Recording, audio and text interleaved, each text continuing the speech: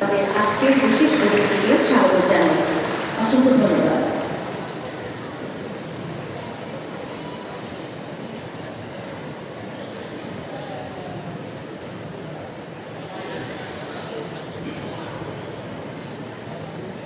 আসসালামু আলাইকুম, শুভ সন্ধ্যা।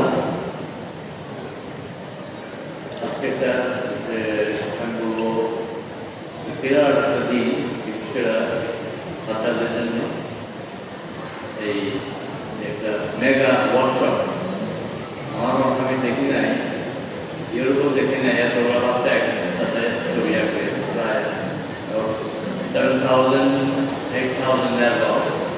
ওরা আমাদের থেকে অ্যাকচুয়ালি আজকে এই বসুন্ধরা একটা প্রাইমারি স্কুল কলেজের ভিতর সো ন্যাচুরালি অ্যারেঞ্জ এবং বাচ্চাদের সাথে তাদের অভিভাবকরা আসলো, এটা একটা ইতিহাস। আমার মনে হয় বাচ্চারা 10 বছর পরে তাদের লাইফ চেঞ্জ হবে, ওদের একটা মেমোরি থাকবে, কেউ হয়তো ঢাকা কোনোদিনও আসবে না, আর তাদের লাইফ সবাই ভিন্নভাবে চেঞ্জ হবেই, কারণ মানুষের এটা ইতিহাস। তো এই যেটা মেগা ওয়ার্কশপ করবো, এটা হিউজ, এটা আয়োজন করা। আমি আসলে আমি ধন্যবাদ দিই chairman of the organisation Bashundhara এবং ওদের টিম, ওদের পরিবারের যে একটা ইচ্ছা, যেটা বিরাট একটা বাচ্চাদের সারা বাংলাদেশের যে ছবি আঁকার একক, এটা একটা কম কথা না, কারণ লোকালি হয় অনেক ছোটো ছোটো স্কুলে ছবি আঁকা নিয়ে, কিন্তু একটা ওয়েল অর্গানাইজ ওয়েতে ওয়ার্কশপ খুব কমই দেখা যায়। তাই বলবো যে অভিভাবকদের যে বাচ্চাদের কিন্তু ছবি আঁকা একান্তই দরকার, কারণ বাচ্চারা মাটির মায় কোনো লাভ নাই, কিছু নাই, পবিত্র ওরা কিন্তু রেয়ার আর্টিস্ট। পিকাসো বলে গেছে যে child is the best artist, but the problem is how they grow up. বাচ্চারা কিন্তু আমরা দেখবেন 1 বছর ছবি আঁকে এইভাবে শিখে না, কিন্তু হরাইজেন লাইন নেই। তারপর ওরা দেখে আস্তে আস্তে হরাইজেন লাইন। এই সপ্তাহে পারলে এই সপ্তাহে দিয়ে ছবি আঁকে এদের যে কারাই আমাদের ধরেন এই যে আমরা ছবি আঁকি, আমাদের অনেক ছবি আঁকার প্রবলেম, আমাদের মাইন্ড কিন্তু বাচ্চাদের ফ্রিডম ফ্রিডম করে নিয়ে ছবি আঁকা আমাদের নাই, কিন্তু আমাদের অনেক থিওরি ছবি জগতে দেখে কমপ্লেক্স ওয়ার্ল্ডের ভিতরে ওরা ঢুকে গেছে, বের হওয়া খুব মুশকিল। তাই বলবো বাচ্চাদের খালি ওরা কিন্তু আর্টস হওয়ার জন্য না, অনেকে বলে যে বাচ্চা ডাক্তার হবে, ইঞ্জিনিয়ারিং হবে বা এনি লাইন। আজকে বাচ্চা যা তার আঁকার প্রয়োজন, আঁকার চাকরি করুক, তারপরে ইঞ্জিনিয়ার হোক, অ্যারোনটিক হোক, নার্সাতে ইয়াতে হোক, আঁকার দরকারি আছে। এবং বাংলাদেশের একটা কমপ্লেনই দেয় এখন যে কোনো খারাপ গণিত হয়তো সাহিত্য করতে না ওরা ডিজাইন করে আগে ছিল ফার্নিচার কোম্পানিতে এখন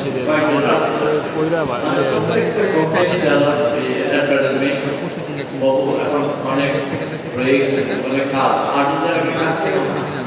অনেক আর্টিস্ট বিয়ার বলতো যে গার্জেনরা ছবি হবে না, কি করবে ছবি? ছবি গার্জেন বেসিক যেটা এথিক অ্যান্ড অ্যাস্থেটিক, যেটা একটা পড়ায় বলি, যেটা আমাদের কাছে নাই।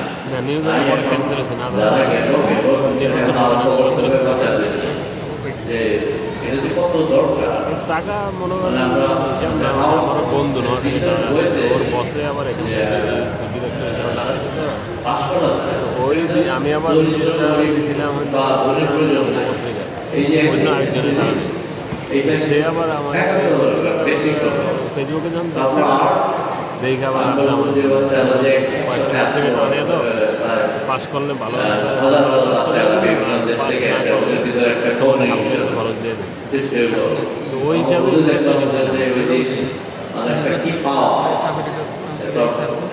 এত সুন্দর জায়গায় যে এতগুলো বাচ্চা ছবি আঁকছে, এই যে ওদের ভিতর যে একটা কারেজ নিয়ে গেল ঢাকা শহরে এসে খাওয়া বাচ্চা। তারপরে আমি আশা করি যে এই বর্ষ মেগা বর্ষ করবো এটা কন্টিনিউটি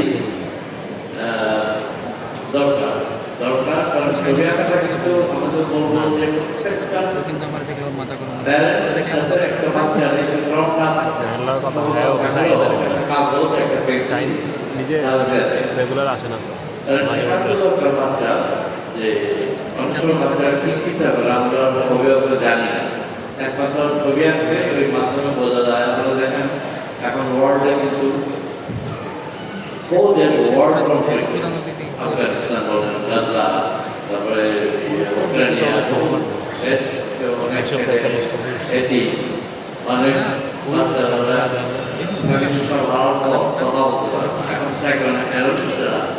অনলি দি ওয়ে বাচ্চাদের কাগজে ছবি আঁকা কিছু রঙ যখন বাচ্চা ছবি আঁকবে তখন বুঝতে পারে যে বাচ্চার কি প্রবলেম।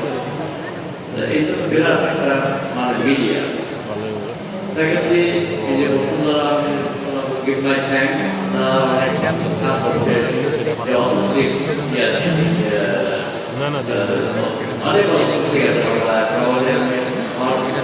মনে নাই 50,000 more than obviously যে আমাদের ডিসক্রিমিনেটেড ওদের যে লাভ মেইন ছবি আঁকা ওরা কিন্তু বেশিরভাগ ছবি আঁকে এবং ওদের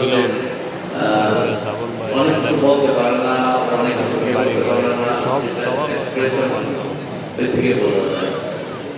তবে আমি বলবো যে এই বাচ্চাটা কিন্তু যখন হয়ে যাবে 8 বছর তখন কিন্তু ওই মন বেড়ে যায়।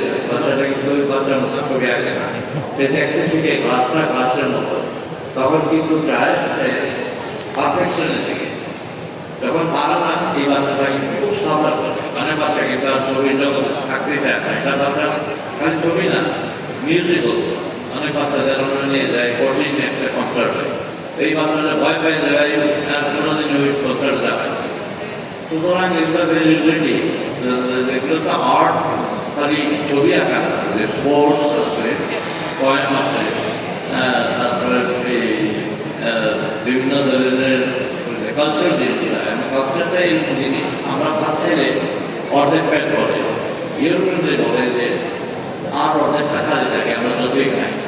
এইটা যদি কালচার না দিয়ে আমরা ইয়ে করি তখনই হয় ভায়োলেন্স, নারীর ভিতরে হয় বাইরেও হয়। সুতরাং কালচার জিনিসটা খালি ইয়ার ভিতরে থাকে, অনেক আছে, বই পড়া, সিনেমা আছে, থিয়েটার আছে, ছবি আঁকা আছে, ফুটবল। আমি বলি ফুটবল ইজ ওয়ার্ল্ড ফেমাস। ফুটবলে এই যদি না থাকতো মানুষ কিন্তু ওখানে গিয়ে চেঁচামেচি করে, লাথি দিয়ে চিৎকার করে, ওখানে কিন্তু অনেক টেনশন অ্যান্ড নার্ভাস গুলো রেখে চলে আসে। এটা না হলে কিন্তু বাড়িতে অনেক ঝগড়া বিবাদ হইতো, অনেক মানে ফাইন্যান্স হতো আর কি। তো এমন কালচার আমাদের মানে প্রচুর ইম্পর্টেন্স দেওয়া দরকার, আর এবং এটা প্রোটেক্ট করা দরকার। আমি আবার ধন্যবাদ এই বসুন্ধরা গ্রুপের যে টিম অফ ওয়ার্কার যারা আছে, তারা ভেরি প্রফেশনাল এবং তাদের বিহেভ আই সারপ্রাইজ, এটা ভেরি ইম্পর্টেন্ট। ওদের অ্যাপ্রোচ এবং ওদের বিহেভ এডুকেশন অত্যন্ত ভালো। এবং আমি ফর্চুনেট যে আমাকে মোটামুটি এখানে একজন জাজ তৈরি করতে আনার জন্য, এবং I learn lot of things. বাচ্চাদের শেখা যায় অনেক। মানুষ সময় আমি ছবি নিচ্ছি বাচ্চাদের ছবি থেকে, যেটা আমার ছবিতে লাগাতে পারি। মানুষ সময় আমার ছেলে সে স্পেনে মাদ্রিদে ওদের ছবি আঁকাইছে, যখন তার ছিল 2 বছর।